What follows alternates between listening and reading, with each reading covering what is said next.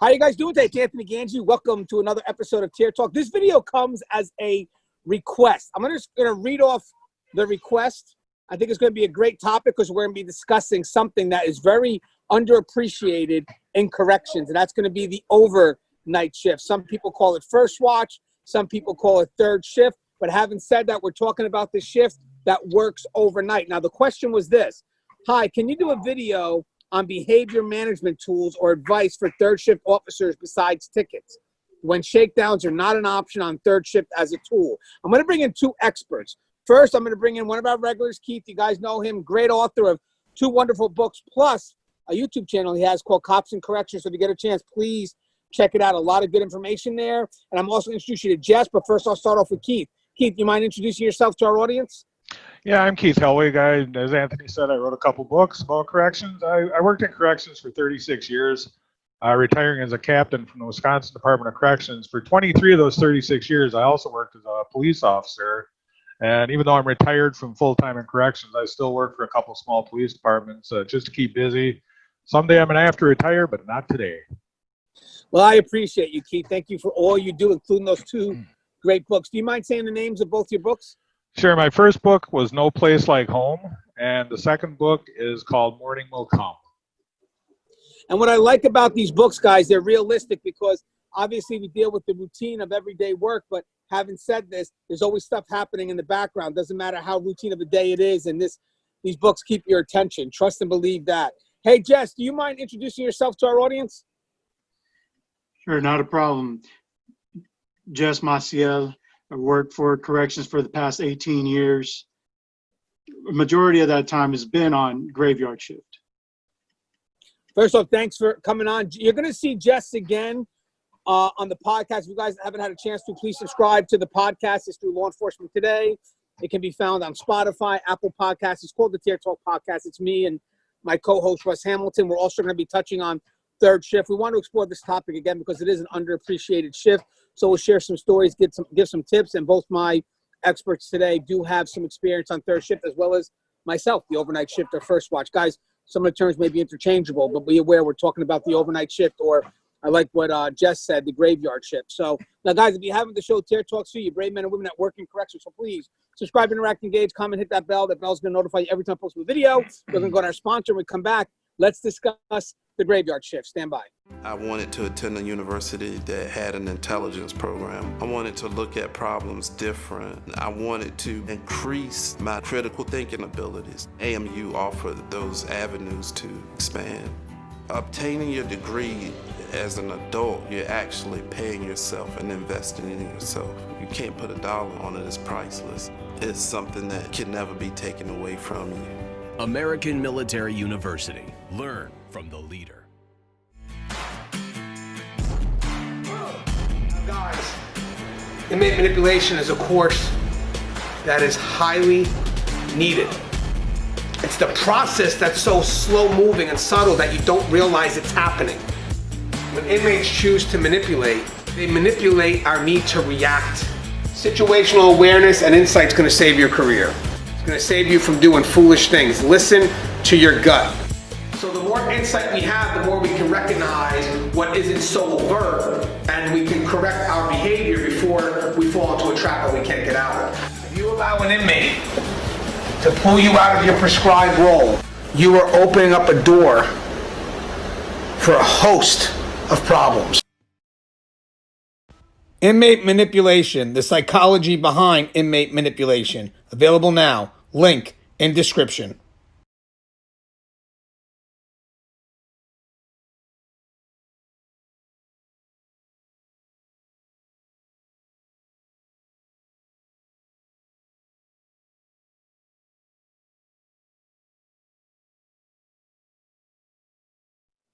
All right, then we're back. So, Keith, I thought I would go with you first, Keith. So, during your career, you spent a lot of years, obviously, in corrections. I believe you retired as a captain. How much of that time was on the overnight shift? When I initially started in corrections, I was an officer and promoted to sergeant. I was on third shift for 3 years. Then I was on a mixture of second shift and first shift. At the 25-year mark in my career in corrections, I got fed up with the whole thing. I was kind of burned out, so I quit. And I went and I worked for a sheriff's department. and I did that for a few years. And I actually am considered a retired deputy sheriff. I retired as a lieutenant from the sheriff's department. Well, then when I went back to corrections, I reinstated as a captain at a maximum security institution, and I was put on third shift immediately. I did that for about a year and a half, maybe 2 years as third shift captain. Then I went through rotation, second shift, first, second relief, first shift, and ultimately I ended up spending the last 2 years of my career on third shift. So altogether, I had probably 7 years out of my entire career was on third shift. Now, for me, I had 3 years, but I did do resip, so there were times where I did trade a shift, so I worked twice a week on the overnight shift. But definitely as a 5-day a week, I was a sergeant when I finally did third shift for a few years, which was on my regular 5-day work week. And I really enjoyed it, but I did go to third shift kicking and screaming. Jess, again, how much time did you have on the overnight shift, and what made you go to the overnight shift? Well, first, being a brand new boot inside, I didn't really have a choice of where I went. So my first assignment was graveyard in a big, what we call a wing. And I had 352 individuals in that wing. And that was my first experience being a brand new boot. This was 18 years ago. And yeah, I was kicking and screaming too. And then eventually, like we all do, we adapt and overcome. We made it work for ourselves. Yeah, I noticed that there are some reasons why people do go to third shift. We're talking about family life. Could have a sick relative. I know me and Jess had this conversation before. Child care, or in some cases, I don't know if all states allow this, but you may have a secondary job as long as the corrections is the primary job. So, Keith, just out of curiosity, what are some of the reasons why somebody would go to overnight shift by you in Wisconsin? A lot of times it's young family men who don't have enough seniority to get on first shift. If you're on second shift, you don't have any time to spend with your family. I know in Wisconsin the shift runs from 2 to 10. So you leave at 2 o'clock, you come home at 10 o'clock, your kids are sleeping, the school programs are done. There's really not a whole lot they can do. So a lot of them, it's young men and young women, of course, who choose third shift because it allows them to have time with their family. And on the other hand, you get some old timers who go to third shift because, let's admit it, third shift is generally more sedate. You have less of the talking head administrators around, which in my opinion was a good thing. I was a captain and I did not like being micromanaged, which was the reason I ended up on third shift. But that's a whole other story. But you get some of the old timers who like third shift because it is less sedate, and they can kind of take it easy on third shift. I know the prison that I left, Dodge Correctional Institution, on third shift, the inmates are locked in their cells from 9 o'clock at night, actually 8:30 at night until approximately 6 o'clock in the morning. So when I went in as a third shift captain, I went in at 9:30 because we had a half an hour pre-shift. I went in at 9:30. Inmates were already locked up, and they stayed locked up and for the entirety of the shift.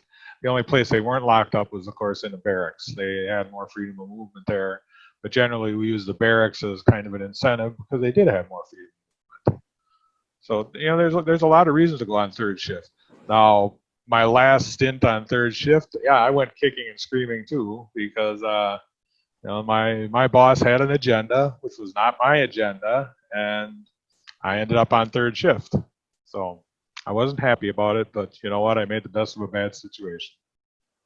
Well, you know what? Before we dive in a little bit about third shift and the operations, a lot of facilities or a lot of agencies don't allow the officer to work third shift until they've completed their first year or their probationary year, because what a lot of people don't realize is that third shift has a lot of concerns. Even though people may think, okay, third shift's a relaxed shift, third shift's a lot where the assaults happen, the rapes, the murders. So I'll start with you, Keith, then I'll go with Jess. Does your agency allow rookies to go on third shift right at the beginning of their career, even as a permanent bid? They do. All the rookies that start in the state of Wisconsin, of course, they go through the 7-week academy. Then after that, they generally go through 3 weeks on-the-job training. And personally, I liked it better when we started all the rookies on second shift. That was the action shift. There was more stuff going on. But because of understaffing and overcrowding, a lot of them did go straight to third shift. The thing that was lucky at the institution I was at was they didn't work alone, that there were always other staff members with them. If they worked in the barracks, there was at least a sergeant, another officer there. If they worked in one of the regular housing units, there was always a sergeant there as well. So they didn't work alone. But yeah, I don't think it's a good idea for new people to start on third shift. I think they should start on second shift where they get a little idea of what's going on, the reality of the situation of where they're working. I see you nodding your head in agreement, Jess. What's your thoughts on rookies going right to third shift right out of the academy if they get to go to an academy? Yeah, in the department, they also are allowed to go to graveyard shift, and majority of them, because it's not the most desirable shift, they are assigned there. Like Keith was saying, they really don't learn a whole lot, especially how to interact, communicate. And that's the biggest key to having a long career is effective communication with these individuals. And they're not going to learn a whole lot on graveyard just because you don't have that interaction. Hey, Keith, I noticed you were also nodding your head. What was your thoughts?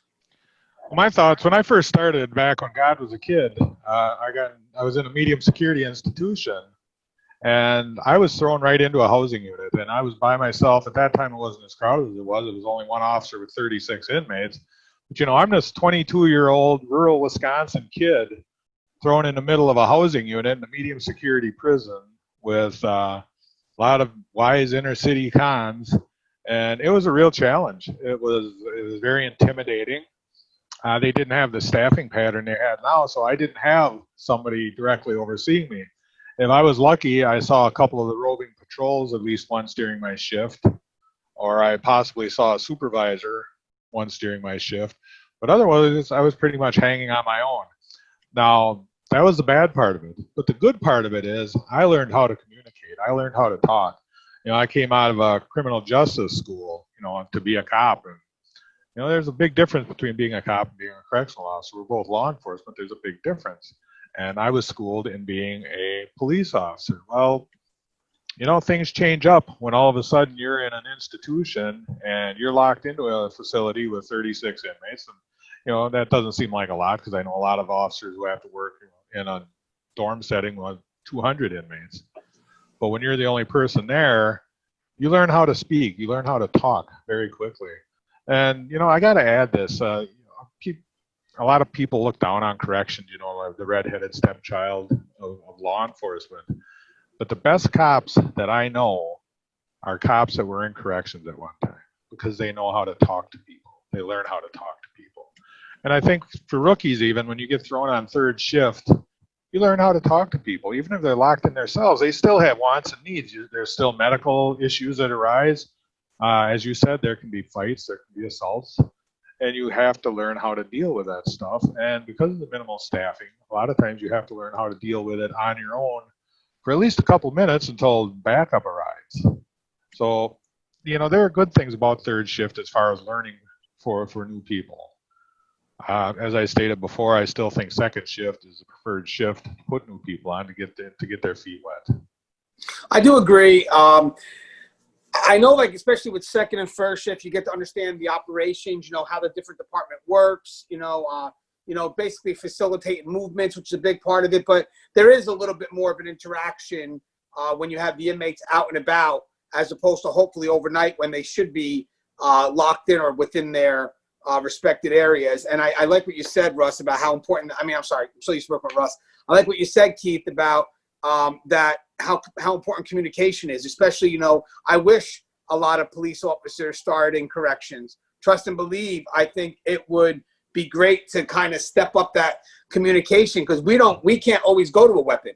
You know what I mean? So we learn how to communicate, not because we want, it's because we need to. We need to communicate to survive. So it's a very valued tool in corrections that I think would do great for other law enforcement areas as well. People don't understand how we kind of perfected that tool, technically. To be honest with you, corrections is put in that situation where we do communicate to survive, and it turns out to be the most effective tool, especially when you're one officer dealing with hundreds of inmates. At one point that, it's not about the physical, it's about how you communicate to maneuver. But Jess, again, definitely spot on with that communication. I definitely agree with you and Keith where, I believe a second shift or an earlier shift would be better just to understand the operation. Now, third shift kind of operates on a skeleton shift. It usually does because, again, it's the least man-powered shift on all three shifts, or two shifts in some cases. But I will say one thing, though. I noticed that the shift, the manpower is a lot closer, because not just because it's lesser individuals, but because even for a supervisor, the area of control is bigger. So like on first or second shift or in the earlier shifts, they may have one or two locations, but then a supervisor on a later shift may wind up covering 3 to 4 to 5 different locations because, again, it's a smaller staff and they have a wider area of control. Would you agree with that, Jess? Yes, and you're interacting with, we have one supervisor on graveyard shift, and he'll make his rounds through every wing or hall depending on what facility you're at. So you get to know that individual intimately because you see him every night.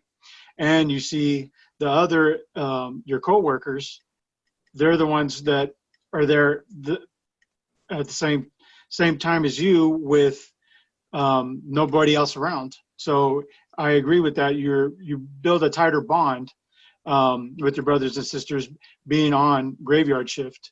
Plus, like we had spoke about, graveyard, not a whole lot of movement is happening. Not too much programming except into the early mornings when you got to get the fellows up to start the day, start feeding, what have you, start preparing the meals. Right. I'll tell you something. One of the things we discussed, and I think Keith would agree with this, is third overnight shift is kind of the prep shift, but it also covers for a lot of mistakes from the earlier shifts. Would you agree with that, Keith? I would. My perspective on third shift is I did it, well, like I said, probably a total of 6 years. And I did half of that as an officer and half of that as a supervisor. Now, when I was an officer, Jesse, you're absolutely right. The bond between the officers on third shift, whether it's just talking to them on the phone, seeing them in roll call, seeing them at the end of the shift or whatever, I think is a lot tighter than a lot of the other shifts because you're more of a family because you're there at night. I know when I was on third shift, we even had an underground newspaper that we published, and until we got caught making fun of the administration and they never found out who did it. I never admitted it. They can never prove it. But we had a great time on third shift for the most part. Well, then when I became a supervisor on third shift, I was in a facility that had close to 2,000 inmates, 32 housing units. I supervised 95 staff members, and it was a whole totally different atmosphere. I worked with I had a lieutenant working under me, and we made it a point between the lieutenant and I that we visited each and every post every night. So they always saw a supervisor. They always knew we were there.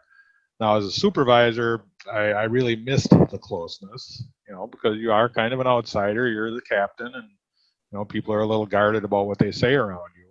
So I missed that part of it once I was a supervisor on third shift. But you're absolutely right. I think that the people that work on third shift do become more of a family. We used to go out for breakfast together. We used to, have summer parties, together and things of that nature. And that just didn't happen a lot on the other shifts because they were on those shifts because they could spend time with their blood families, and they didn't have the time to spend with their coworkers as much as they did on third shift. Well, I'll tell you something, Keith. For me, I found that same thing. I felt that we were closer. I felt as a supervisor, I knew my people more because, again, I was in a bigger area of control. And even though people say, well, third shift isn't that busy or overnight shift isn't that busy or first watch shift isn't that busy, don't forget, they have a small amount of staff. So it is enough work for them to get done. They're not meant to be as busy as an earlier shift. They're not.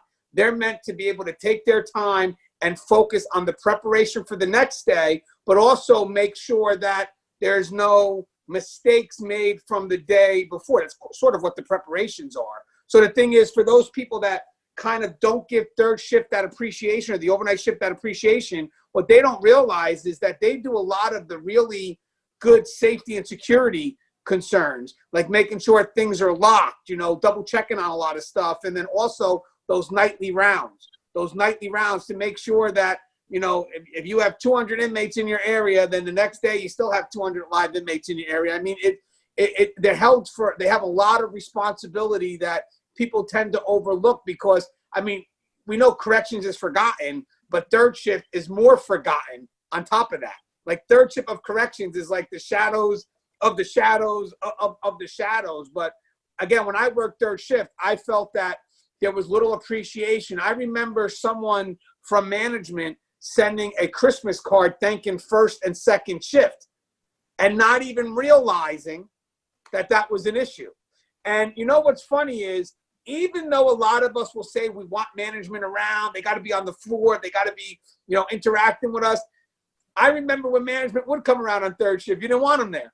So, I know some people say, yeah, you got to see management more. But at the end of the day, if your shift is running good, you're not going to see them most of the time, and that's okay. I mean, we have our little family, and we get it'd be good to see them if you honestly want to see them, not because you're venting but for the most part, you kind of have that tight-knit family. And the funny thing is this, I will tell you something here too, before we get into the specifics of the topic, is that when people would get mandated into the third shift, into the overnight shift, it's like you would have to sit them down and say, hey, here's how third shift runs here. This is specifically what we do. This is specifically how we operate. Don't mess it up. So even if that was a supervisor who wasn't doing it 5 days a week, just happened to get mandated into the later shift, the officers and maybe their partner supervisor would say, hey, listen, we got this. We know how this shift runs. We know exactly what's needed. You could just relax. You worked hard. You worked on second shift. I'm sure you're tired, but you kind of take care of your own, because there are some practices on the overnight shift that really is just how we watch out for each other. It's not wrong. I'm not saying it's wrong, but it's a family. We watch out for each other. All that mattered to me was if the rounds were being done, we're honest with the logbook, we're doing all the responsibilities that meant to happen. And if I had a code and I called you, everybody was there. Everybody I needed was there. And that's pretty much, what I expected from the people on my third shift. Jess, I know you were nodding a little bit. Am I right about how third shift operates compared to the others? And when you get somebody mandated, you kind of educate them a little bit on how third shift operates? Absolutely. Absolutely. Because we don't want to mess it up. And our preparation goes into the next shift.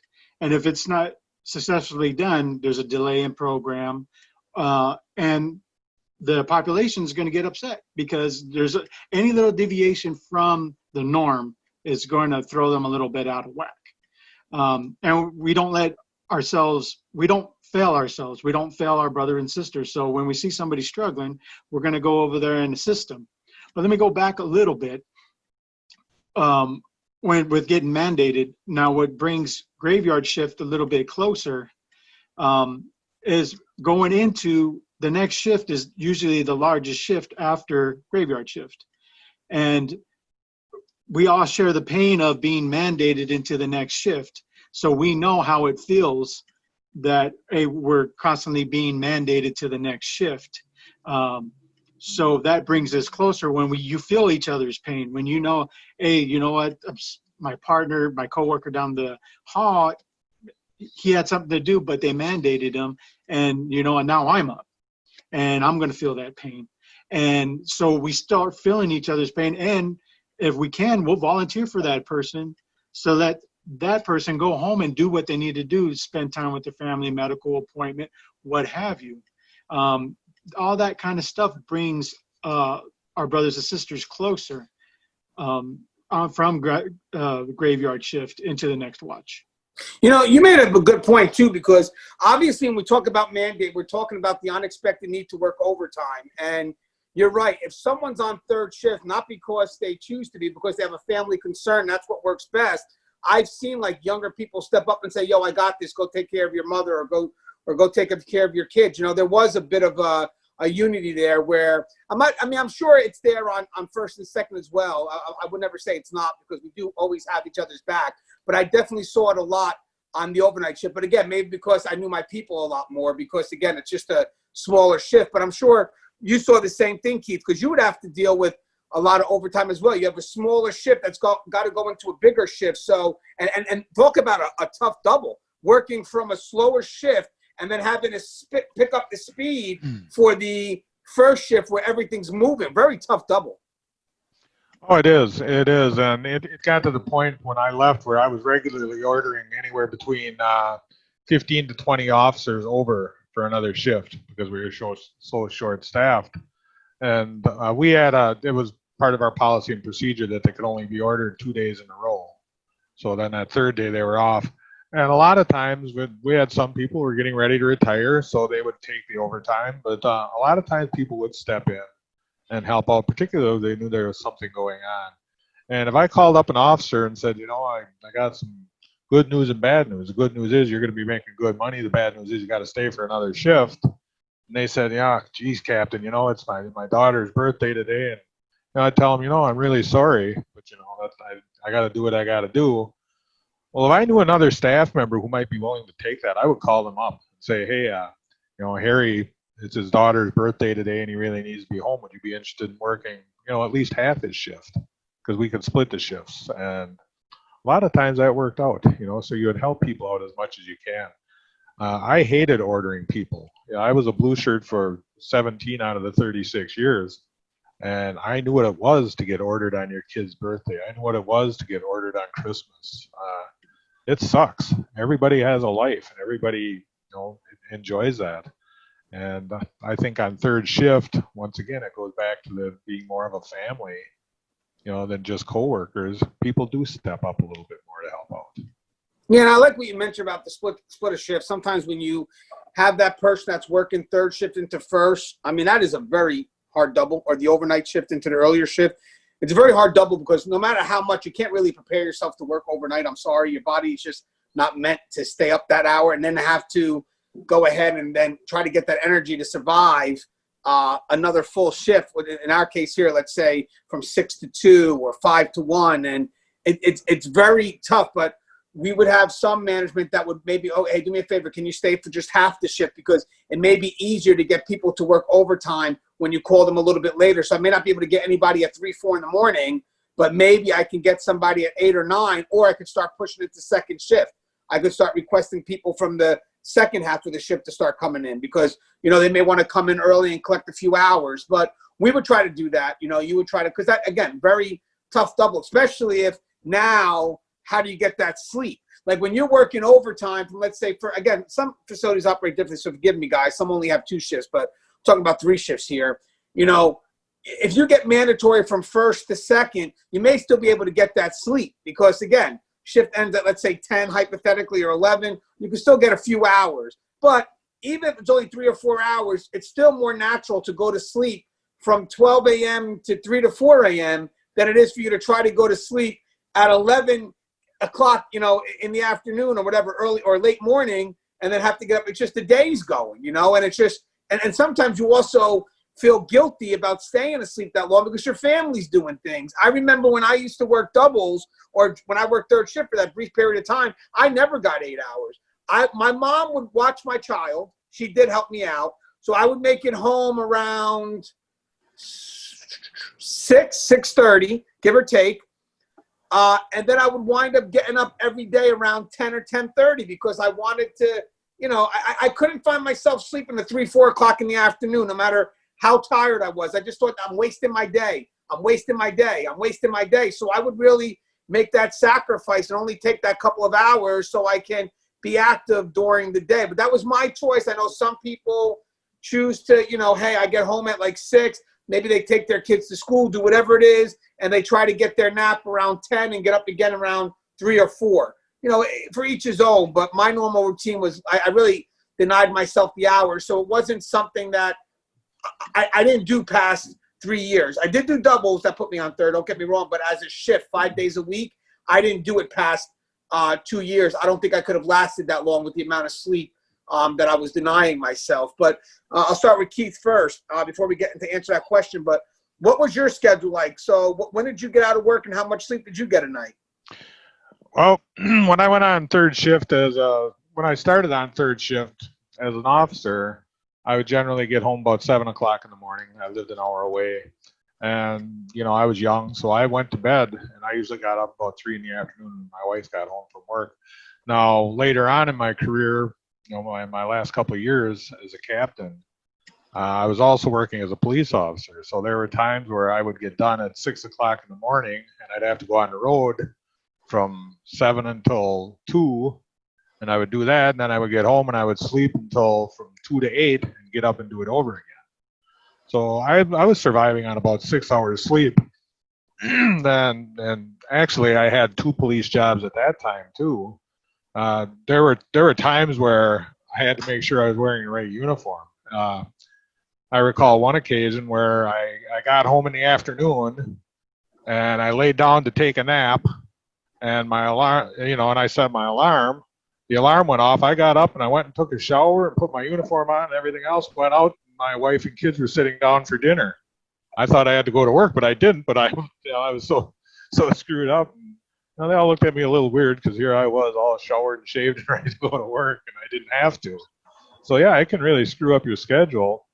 But yeah, I was surviving on probably 6 hours of sleep for the majority of the time I was on third shift during the end there. And I know a lot of times we mess up on our days off. I don't know if it's the same for you guys, but third shift is like the date before. So when you go to put a day off in, you know, let's say I went off on the 11th. I think if I remember correctly, I would have to, it's not the 11th, it would be the 10th or something like that, or the day after. I forget, but it's off because it goes by the time most of your shift is done. So like if my shift, let's say, is 10 to 6, so if the first 2 hours on the 9th, that's not the day I need off. It's the last 6 hours on the 10th, if that makes any sense. Yes, you're nodding your head. Can you explain that better? Because I'm a little confused. I'm confused myself. Easy to get confused. And unfortunately, a lot of the new guys do get confused on that. If you want the 11th off, you put in for it, and you go in on the 10th for the 11th. So that's the way it works, and you got to explain it. And guys, you know, especially when you're not used to that shift, easy to get discombobulated and not understand, hey, well, I thought it was the 11th. No, you're showing up the 10th for the 11th. So you're actually showing up Friday for Saturday. And then you get off Saturday morning at 6, and that'll complete your day.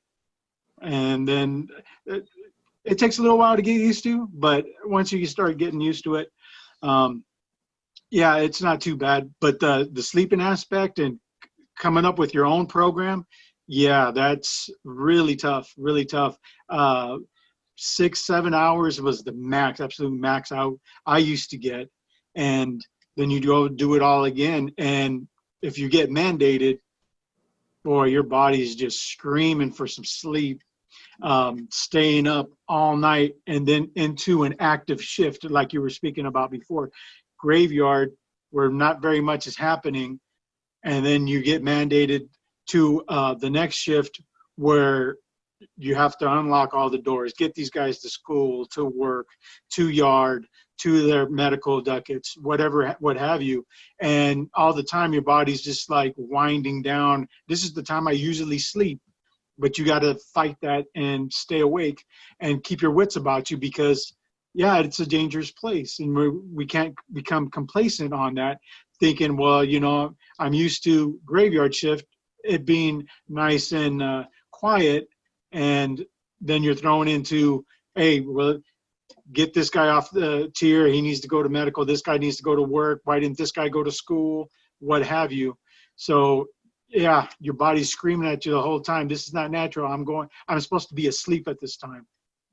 Right. And I think we can cross into the question that she asked, but one last thing, you know, third shift does operate on minimal staffing. So when we have like some of the emergency situations like pickups or medical trips or whatever it is, it puts a lot of stress on the shift and a lot of stress on the supervisor who now is going to have to find some way to, you know, control the manpower so you still keep something balanced. But again, you have something very limited. That's why I always wish there was a team on standby, but you're not going to get that. You're going to get barely enough to operate the shift. You're not going to have people to come in because, again, if something happens at 1, 2 in the morning, it's hard to get people to pick up the phone at 2:30, 3 in the morning to come in and, you know, hey, we'll cover for you while you go out and do whatever it is. You got a hospital trip or whatever it is.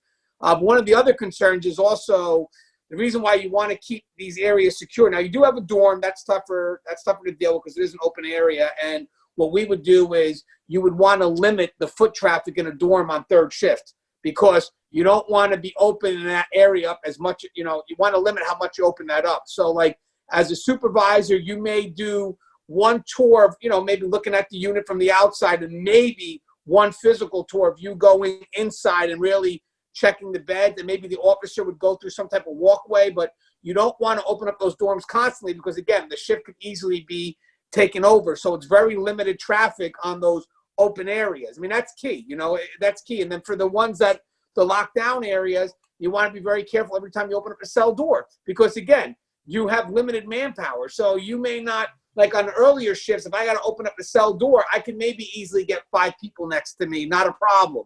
But on the later shifts, I don't have 5 people. They could be out on trips, whatever it is. So I may have to, I do want to get my people in play, but I may have to rob Peter to pay Paul, which means that, again, I may have to, out of desperation because I'm running low, I may have to pull somebody from their post.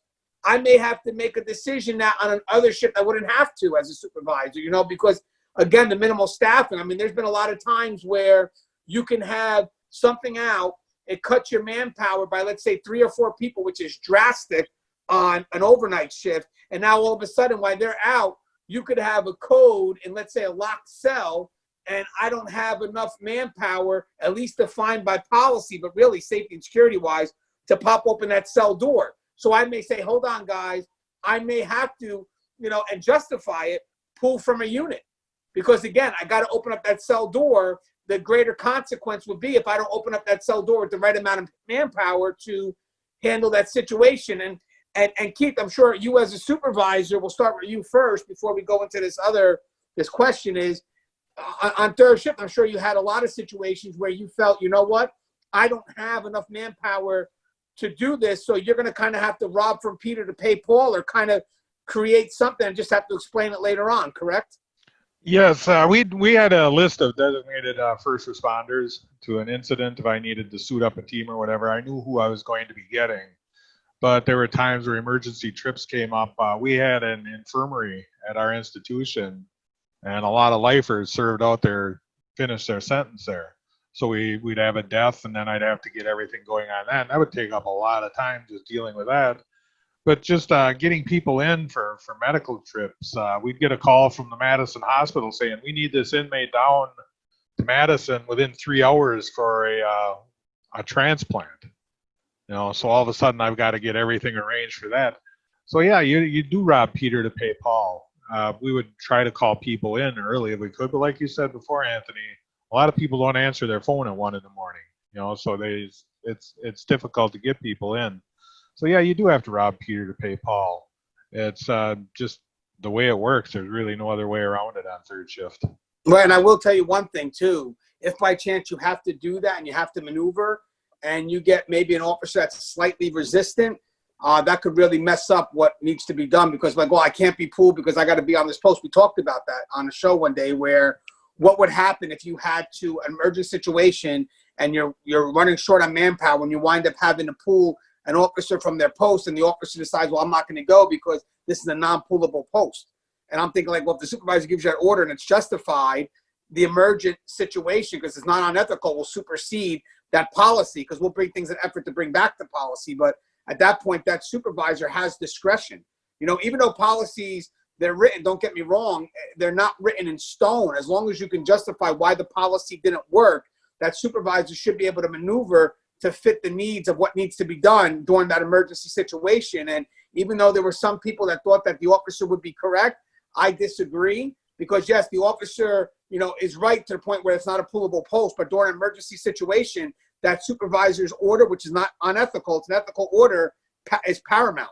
Then that supervisor has the discretion to say, I got to make a left right now, and you're going to follow me left, and I'll just have to justify. I'm not violating policy. I'm just maneuvering. And that's the difference. It's not a violation. Would you agree with that, Jess? Yeah, for preservation of life, we have to do what we need to do to save that individual's life.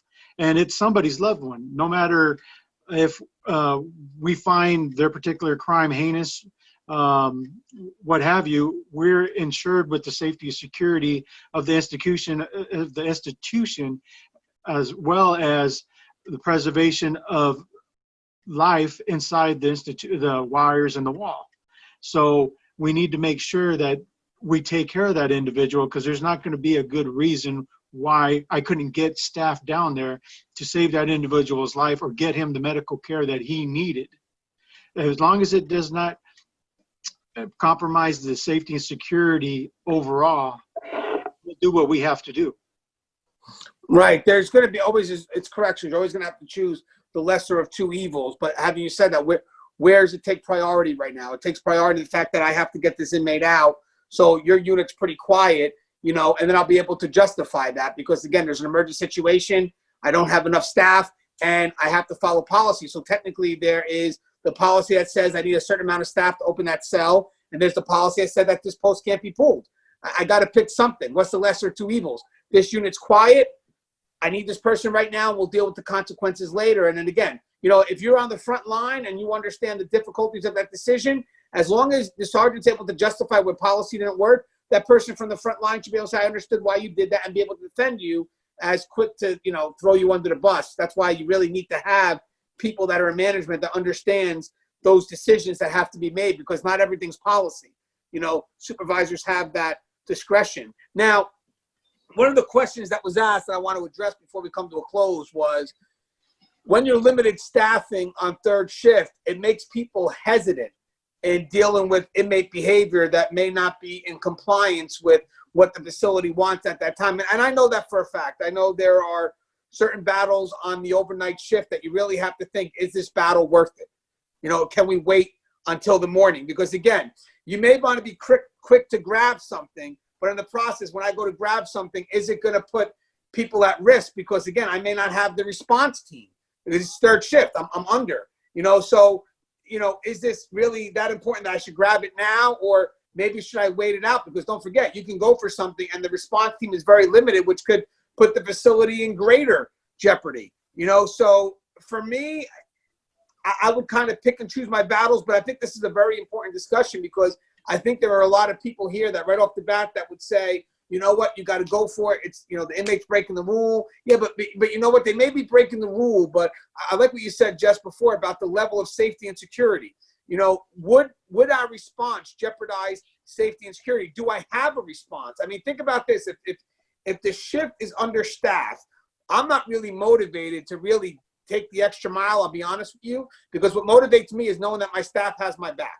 So if I don't have enough people to have my back, I'm not as motivated as I should be, that you would maybe find on first and second shift, knowing that they should have that response team ready to go. So you may find people on first and second shift really finding stuff, because again, they know that there should be somebody in the wings responding, because they have a staff that should have those people on standby, because you have the inmates out, and there's that the facility should be in preparation for that. But as you go to the other shifts where, you know, they expect the facility to be locked down, they may say, okay, well, you know what? Being that the facility is locked down, they may not want people really doing things to excite the inmates. But again, don't get me wrong. I'm not saying that you let them break the rules. That's not what I'm saying. But having said that, you want to pick and choose what's worth it. Because in the end, if I do this, the outcome could be is that I don't have a response, and I just put myself in jeopardy. I put the two people that are going to respond to save me in jeopardy. Keith, as a captain on third shift, do you understand what I'm saying? Pick and choose your battles? Oh, I understand totally what you're saying, picking your battles. You know, I worked with some of the old school captains, and there was one of them, I won't use his exact terminology, but he said on his shift, on third shift, unless they're being disruptive, fighting, or effing, he wasn't going to take them out of that cell. Now, I went a little further than that. You know, of course, I enforced those three. But if they were being disruptive or disrespectful to an officer, they went out of it. They got taken out as well. You know, you still have to maintain control of the facility, but you also have to remember, particularly in a maximum facility, they're locked down. They're not going anywhere in that cell. They're going to be there all night long. They'll be there in the morning when you have enough people to cover everything to take them out if need be. Now, if they're being disruptive, if they're, you know, banging on the door, kicking on the door, keeping the whole unit up, yeah, that's something you've got to deal with immediately. But, you know, if an officer walks by the cell and they say, hey, Officer Smith, F you, you're a punk. Okay, write the conduct report. It's not necessarily a lot of times that you remove them immediately, but remove them as soon as the next shift comes on, as soon as there's enough people to move them, so you're not going to compromise the security of the facility. Take care of the problem and let the inmates know that just because it's third shift doesn't mean that they're going to be able to run free with things. And even when I was an officer, you know, I pretty much operated under the same principle.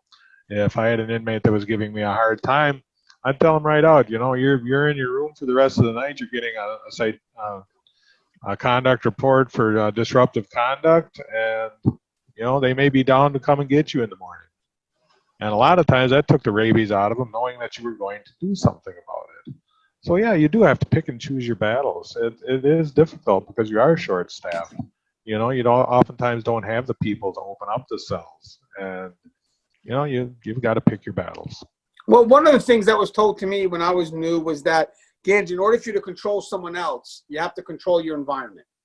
I mean, that's the key. If you're going to a situation where it's going to be impossible for you to control that environment, then you're not going to be able to control the individual that you need to control. And sometimes what helps us control the environment is the fact that inmates know that there's going to be a response. So a lot of inmates know, it's not a secret, that third shift is not a heavy shift. It doesn't have a lot of staffing. So a lot of them could even maybe test the waters a little bit. But on second or first shift, they know that you have that response that should come. Again, if your facility is properly staffed, plus you're also more confident.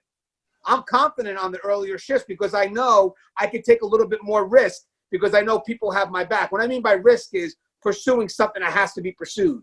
You know, maybe that contraband that, you know, I want to get, you know, but when on those later shifts, again, I remember a situation where it was an open dorm and there were a group of inmates that were smoking, you know, and I saw them dead to rights. Don't get me wrong, zero tolerance for smoke, and I'm not saying that, but I also thought, like, is it really worth me right now going down that dorm, taking those cigarettes away from those 5 inmates when it's only me and, you know, maybe a support staff of 2 at this point? Or I knew who they all were, get their names, catch them in the morning, and then search their shit, you know, whatever, first thing early morning. As soon as first shift came in, I'd wake them up at an ungodly hour, like 5:30 or 6 o'clock. Say, do me a favor, as soon as you come in and we got enough manpower, I want that stuff ripped up immediately. Because I also thought, too, that if I would have ran in there and just to get that cigarette to be the hero, I'm putting everybody else at risk now. The 2 people that, you know, are going to have to come in because in the long run, I went after cigarettes.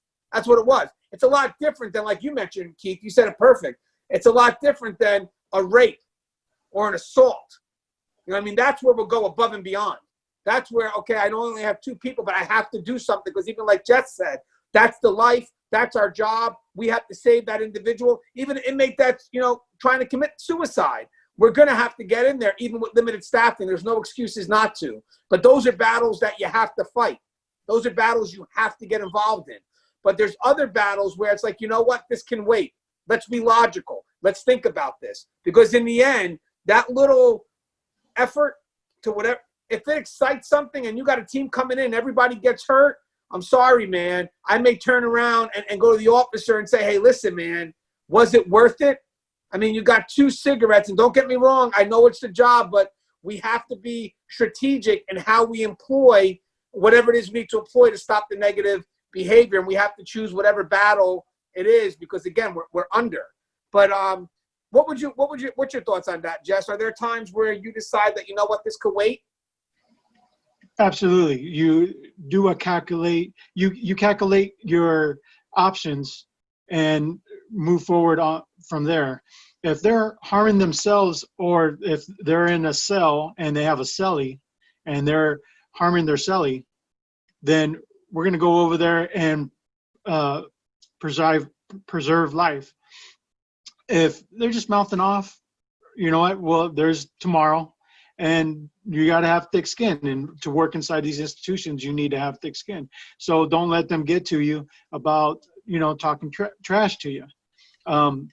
one of the perspective, I'm able to talk on both perspectives because I was assigned to a dorm at one time, and I was assigned to cells at one time. So I'll give you a quick example. While doing my count, smelled a lot of reefer coming from a particular cell. So I'm not going to go over there and get it for what? For one joint, or risk my partners for some contraband, unless it was some real dangerous contraband, which it wasn't in this case. It was green leafy substance. And you know what? The next shift, hey, we pass that word to the next shift, and that's how we work partnerships. And if the next shift tells me, hey, you know what? Keep an eye on this guy. He's acting a little weird, or he may be saying some things incoherently. I may be able to relay some messages to the next shift saying, hey, you know what? Thanks for the heads up. Yeah, it really helped you giving me that heads up, and I'll do the same. So we're calculating what we should do. Just because a guy's mouthing off to you, don't lose your cool. That's what they want you to do, is lose your cool. You go over there and calculate the situation. One thing we do have on them is time. So, and we'll end up getting what we need to get, provided it doesn't risk the safety and security of our institution. And in the dorm, you see a group, and I was the only one in the dorm watching over 100 inmates. And there's about 10 gathering.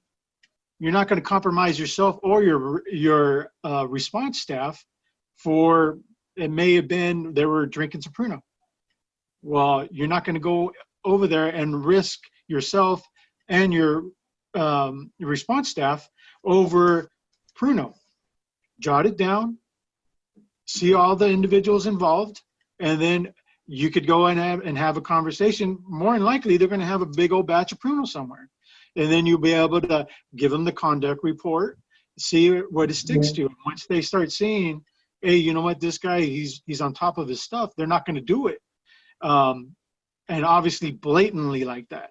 So if this viewer is having problems where she's not too sure about what she should do because she's the only one, there's calculations she can do and get with coworkers and saying, hey, you know what, I'm thinking of this, collaborate, and you know what, this is the way we should do it. And then going into the next watch also, where you would relay that message, hey, I got these guys the night before, they were getting sauced up.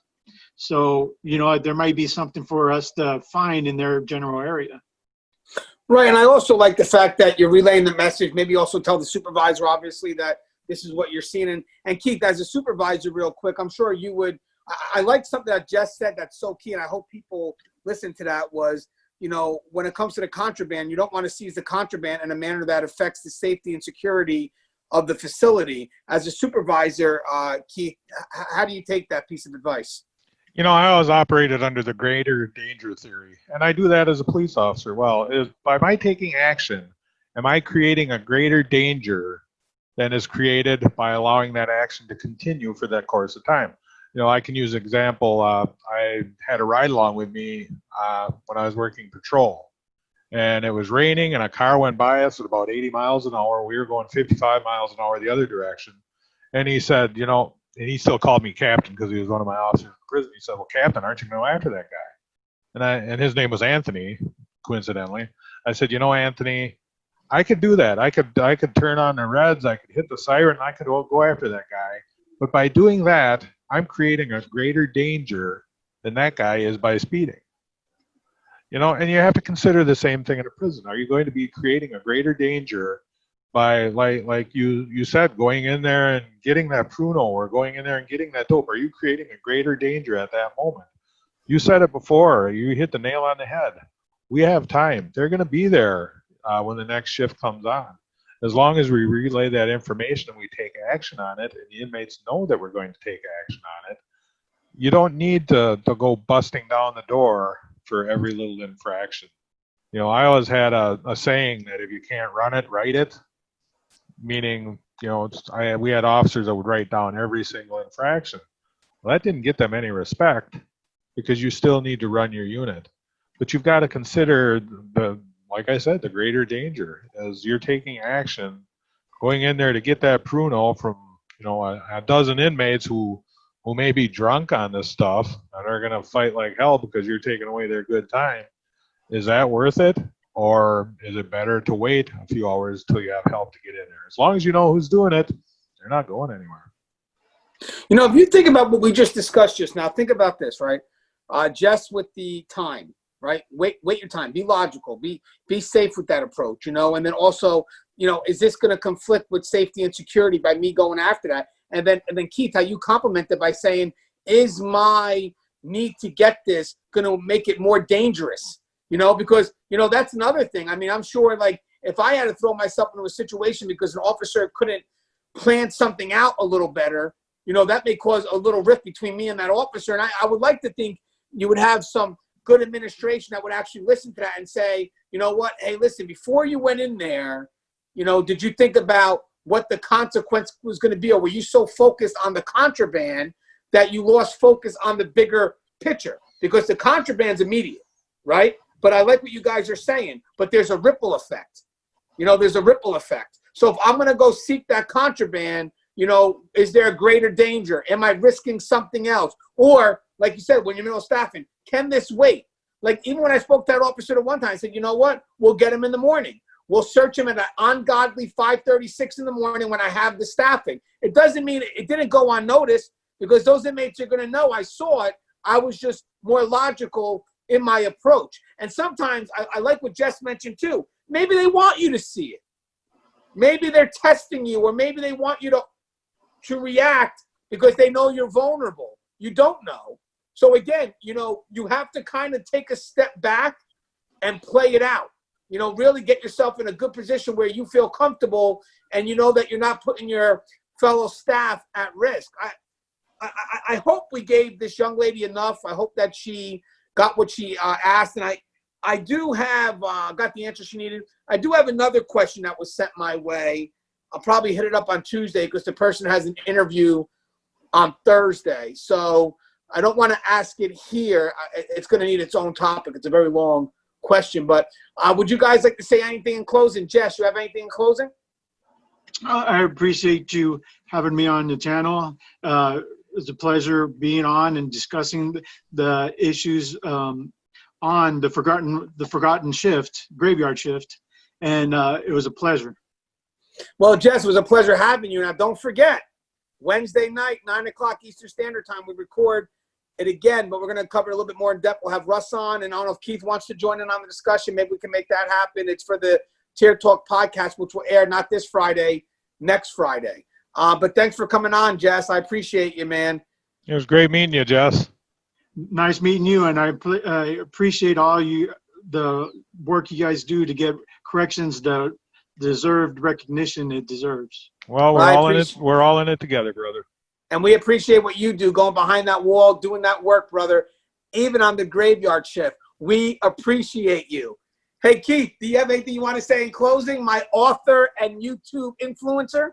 I just want to say that the people on third shift, you're the forgotten shift, but you're also an integral part of the system. If we didn't have people working third shift, what would you have? You wouldn't have an institution. You wouldn't have anything as far as security. A lot of times people say, oh, you're a third shifter. You go sit on your ass and you drink coffee and eat donuts or, whatever.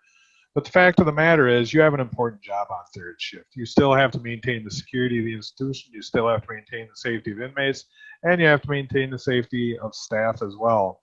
So, it's real easy to become complacent on third shift. I've seen officers lose their job. I've written officers up for sleeping on third shift, and they've ended up losing their job. I've seen officers lose their job because they make a round at the beginning of their shift, and then they make a round at the end of their shift, and they find an inmate dead, and post-mortem lividity is already set in, so they weren't making their rounds, and they lose their shift. Don't become complacent on third shift. Just because it's a long night and you'd rather be home in bed, who wouldn't at that time of night? You still have a job to do, and it's an important job. And remember that it's an important job. Yeah, I like what you said, too. I remember we talked about we have a little system, and I agree with that. I think third shift does have a way of things. But in the process, like what you said, it is your priority job. You know, you're not there to sleep. You know, you're there to do a job, and you're there to, you know, make sure that that population, besides your staff being safe, your support is that, you know, all your inmates, when you come in, they should be alive. When you leave, they should be alive. Do your tours, because I'll tell you something, the third shift, there's a lot of responsibility. And that's why when people are, oh, there's little things on no, you have to tour every half an hour on third shift, minimal. Some cases, depending on if it's a more close custody unit, like a specialized stabilization unit, maybe constant every 15 minutes, but minimal every half an hour. You should be touring, and you have to make it known that you're touring. Put it in the log books. You know, if you have spots that you have to check, make it known, because at the end, there's an inmate that wants to commit suicide, and they really want to commit suicide, they're going to do it. How you protect yourself is as long as you made it in between your rounds. And if you didn't, there better be a good excuse, because there could, you know, sometimes shit happens. But for the most part, inmates are going to, if they decide to take their lives, most likely it probably could happen on third shift. And they're going to know, because again, your minimal staffing, once I pass up your cell, you know, maybe about 30 minutes before you can come back. I mean, I would like to say that we could be sporadic, you know, tour sporadically, but sometimes it's hard. You have very big areas and one officer. So the end game is that what protects you is, it's sad to say, and it hurts when you have an inmate die on you, because it hurts, because again, you take it personal. That was my job. I may have failed to do that. But as long as you have, if you're within that window, like Keith mentioned, if you're within that window, you should be good. Take this job seriously. There's no freaking excuse why an inmate's able to hang themselves and not be discovered for 4 or 5 hours later. You know, inmates are going to hang themselves. It's going to happen. You have to catch that body within that half an hour. If not, you cannot justify why that body was not discovered until the next shift. And that's the truth. So, as always, guys, the show is Tear Talk. If you haven't, please subscribe, interact, engage, comment, hit that bell. That bell is going to notify you every time I post up a video. Stay safe.